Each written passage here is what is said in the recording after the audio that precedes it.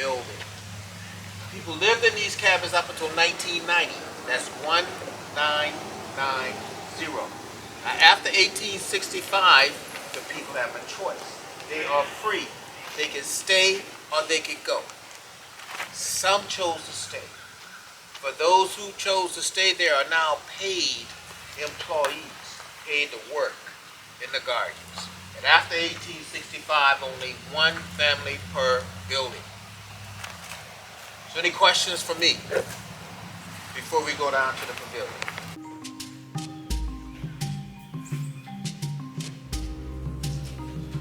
All right, folks.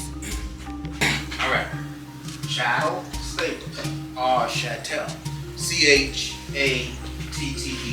That means that not only are you enslaved, but your children and your children's children will be enslaved, so on and so forth. No type of slavery is good. Chattel slavery is by far the worst. And that's the type of slavery that we practice here in the U.S. Unlike the slavery being practiced in Africa. That's important because there were Africans selling Africans to the buyers. The buyers were the Portuguese, the Dutch, the French, the Spanish, and the English. These Africans were selling to them their conquered enemies, who they themselves had enslaved. But that slavery in Africa was different from chattel slavery. It was modeled on indentured servitude. There's a beginning, there's an end. Usually 7 years. And any child born to an enslaved woman would be from that point forward free, because chances were that child was fathered by one of the victors. Now, let's talk about the Draytons, the current owners of this plantation.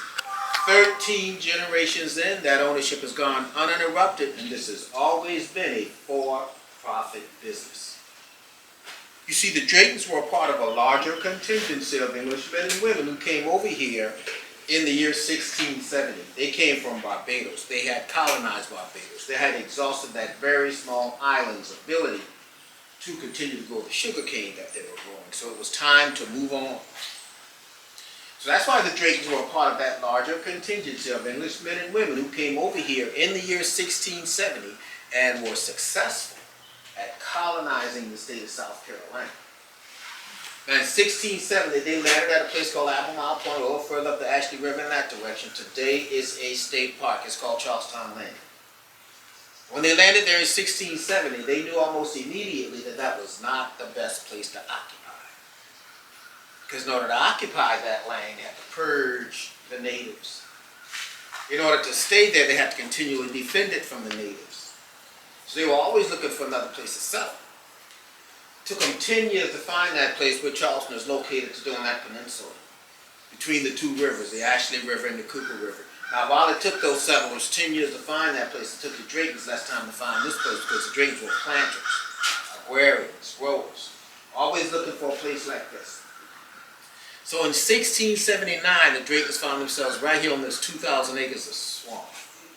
And when the Draytons found themselves right here on this 2,000 acres of swamp, they had to stop preparing this swamp to grow something. But it's the enslaved people doing the work. See, they're the ones cutting down the cypress trees in the cypress swamp, and they got it done. Then the Draytons started to experiment on what to grow here. First thing the Draytons tried to grow here, of course, sugar cane, failed. Olives, failed. Citrus fruit, failed. Trying to produce silk, all that stuff failed. And what worked was raising cattle. In fact, the first cowboys in this nation were enslaved people. But it was those enslaved people here who figured out what would grow here, because of where they were taken from in Africa. That's the west coast of Africa. Similar topography to here, marshy, swampy, boggy, rice grew there. So it's just a matter of them transferring the knowledge of growing rice from there to here.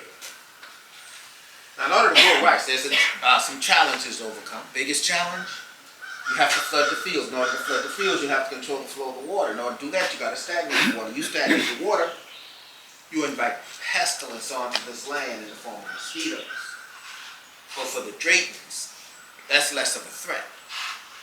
Because the Draytons are in the 3% of the population. That's the 3% of the population that can enslave many, that can own many plantations, that can own many big houses. And the Draytons owned a nice big house in Flat Rock, North Carolina, and they could retreat to that nice big house in Flat Rock, North Carolina anytime they wish. Didn't have to be around the pestilence, nor the discipline necessary to run a plantation.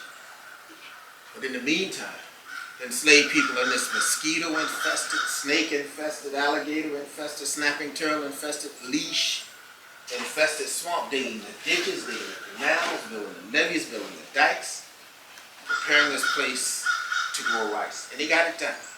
So that was one part of the challenge that was overcome. Now another part of the challenge is this. You see, rice comes out of the fields looking like this. It's got a husk or a shell on it. And it must be removed from this husk or shell. Well, they'll start that process using a mortar and a pestle. Start pounding away at the rice, pounding away at it, pounding away at it. Then they take it out of there and put it in a winnowing or a fanner basket. Shake it around, throw it in the air, shake it around, throw it in the air. Every time you throw it in the air, the wind takes away that husk or that shell. It's going to leave you with a product like this. This is value added, folks. You can either cook this or put it in barrels and ship it away from here. It was this product right here that made those rice planters very, very rich, very influential into the politics of this state and into the politics of this nation. The problem was, the way the rice was processed was not very efficient. Then comes along Mr. Jonathan Lucas. Mr. Jonathan Lucas is a mechanic. Mr. Jonathan Lucas builds the first rice mill right here in Charleston, South Carolina. He mechanizes all this. So eventually these rice mills are going to run by steam power. So now you need enough enslaved people to keep up the output of these steam-powered rice mills. And acquiring these people to enslave was not a problem up until 1808. You see, up until 1808, we as a nation could import as many people as we desired to enslave because it was legal to do so. It was legal to do so up until 1808 because 20 years prior to 1808, 1787, we're in our nation's capital, which was then Philadelphia, Pennsylvania, at our Constitutional Convention, considering the ratification of our Constitution, that document that we still live by today. And in 1787, Southerners demanded 20 more years to continue to import people into this nation for the purpose of enslaving them because their economy depended on it. And they got there 20 years. So 1808, that 20 years is up. So up until 1808, the lifespan of an enslaved person was very short because you worked them under the gang style of work. You worked them from sun up to sundown, working to death, just import more. 1808 comes along, it becomes illegal to import them, so you change your way of doing business. You change from that gang style of work to what is now known as the task system. And the task system is just like it sounds. Assign them tasks. If they finish those tasks within a reasonable amount of time, then they have the rest of the day to themselves to do things that can enhance their lives. They can hunt, they can fish, they can build things, they can barter, they can grow gardens. But because we cannot legally import them anymore by default, you have to give them better health care. Because you're trying to achieve longevity out of the ones that you own. And you got to give them better housing. Because we cannot legally import them anymore, one way that you can increase your inventory of enslaved people is that you encourage them to have children. So you got to house them accordingly. So these houses here that we're going to be going through here in a few minutes were an improvement on the ones that they replaced. These houses here were built in 1850 and they were lived in up until 1990. When people moved out of these houses in 1990, we almost lost them to demolition by neglect. But luckily for us, there was somebody in the Drayton family, the young ones, who knew that we had an opportunity here. That's an opportunity to tell the whole story. Because if you would have come here prior to 2009, what I'm talking about right now was not in the storyline. In fact, you can still go to plantations today. Some of those nice, beautiful houses in Charleston built prior to the Civil War, and listen to their stories. Some of those places are still reluctant to talk about what I'm talking about right now. But the Draytons knew that if we restored these cabins, it would be very hard to deny the presence of the people who lived in them. So we restored these cabins of various periods of history. So the one here on the extreme left, this is all the cabins lived during the time of slavery. This cabins restored look like the year 1850. That's all these cabins were built. These cabins were built in 1850. They were all duplexes, meaning 2 families per building. And an enslaved family was as large as the number of children that enslaved woman could produce. Now keep in mind that as these children got older, they became more valuable. That enslaver could sell them at any time, or give them away as a gift, or lose them in a card game, or sell the parents away from the children. That one is restored, look like the year 1920. 1920, we are far removed from slavery in 1920, but people are still living in these cabins. You know, 1865, they have a choice. They're free. They can stay or they can go. Some chose to stay. For those who chose to stay, there are now paid employees paid to work in the gardens. And after 1865, only 1 family per building is restored. Look like the year 1969. That's the year Mr. Johnny Leach moved out of that cabin. Mr. Johnny Leach was our head gardener. He lived there for 20 years. He raised 13 children in that space. When Mr. Johnny Leach moved out of that cabin, another family moved in, because people lived in all of these cabins up until 1990. In the 1960s, they all had electricity. 1970s, they all had running water. Last one that you can go into is restored, look like the year 1870. That's 5 years after the American Civil War. That's the time of Reconstruction. Relatively good times for African Americans. We were doing pretty well, pursuing our happiness. But then 1877, it all went away. Because that's when President Rutherford B. Hayes pulls the United States Army out of the South, and it goes downhill from there. You know, you can fast forward to the modern day civil rights era, the time of Dr. Martin Luther King Jr., the early days of Congressman John Lewis, and we're still fighting then for the rights that we thought that we had achieved as a result of the American Civil War. All right, folks, so that is the presentation. I do have 2 more things to tell you. But before I tell you those 2 more things, are there any questions? The project that I do is called the Slave Dwelling Project. I look for places like this all across the nation, and I ask the owners if I can spend the night in these spaces just to bring attention to these spaces. Because oftentimes when you come to plantations, the focus is usually on the big house, and there's nothing wrong with that. There is a story there. But what they don't often tell us is this: the people who live in those big houses were the minorities on the property. These folks were the majority. But we tend to know more about the folks living in the big house. So for the last 12 years, I've traveled to 25 states and the District of Columbia, spending nights in spaces like this. Just to let folks know that these spaces are important too. Because without these spaces and the people who live in them, all this other stuff would not be. Now, last thing I want to tell you is this. You guys came here today, you had choices to make. That's which choice to go. We got a lot of choices to choose from. So had you come here prior to August of last year, you would have to have paid $10 extra to come to this school.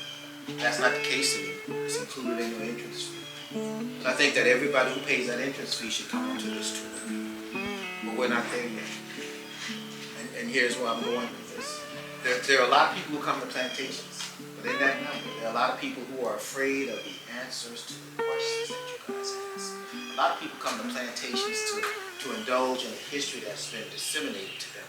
A lot of times that's a revisionist history, a history that concentrates on the good things of our past. They tend to omit the atrocities or sugarcoat the atrocities, and this is one of those atrocities. Not to mention what we did to the natives. Not to mention what we did to the Japanese during World War II. And I'm talking about putting them in internment camps. So I am appreciative of the fact that you guys chose this tour.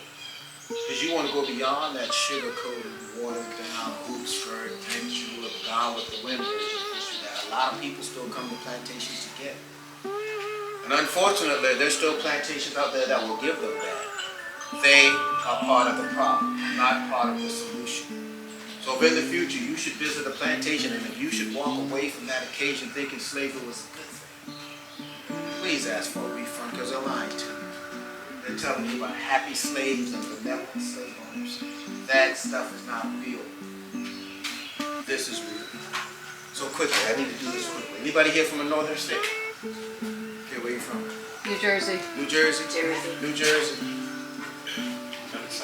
Minnesota. New York. Okay, I better stay right here. New Jersey, Minnesota, New York. New Jersey, Minnesota, New York. I told you I've been to 25 states and the District of Columbia, spending nights in slave dwellings, New Jersey. In New Jersey, in Princeton, there's a place called Morven, M-O-R-V-E-N. Yep. That's where I spent the night. Used to be a governor's mansion. I've been there, It's the yeah. governor's palace. That's right, that's right. New Jersey abolished slavery in 1804. At the beginning of the Civil War, people were still enslaved in New Jersey. That means your governor was enslaving people up until that point. Let's see, Minnesota. Minnesota. You know Fort Snelling? Well, that's where I spent the night. You guys have some terrible mosquitoes, man. State bird. State bird. That's everybody told me that. So here's why I stayed there. That's because Dred Scott was enslaved there. Because when we were purging natives, we sent army officers, and those army officers were paid money to hire a person. They didn't do that. Well, Dred Scott was enslaved by an army medic there. Because he was in your free state of Minnesota, he petitioned the United States Supreme Court for the freedom of him and his wife. He lost. The Supreme Court ruled in 1857 that no blacks had any rights that any white folks had to honor. New York, raise your hand. New York. Let's see, slave dwellings in New York. I stayed in New Paltz, Rye, Shelter Island, Long Island, the Hudson Valley, and the Bronx. New York abolished slavery in 1799, but it was prolonged. Last person freed in New York was 1827. In 1703, 40% of New Yorkers were slave owners. When South Carolina seceded from the Union on December 20th of 1860, for a brief moment, New York considered seceding also because of their financial investment in the institution of slavery. All right, anything else from you?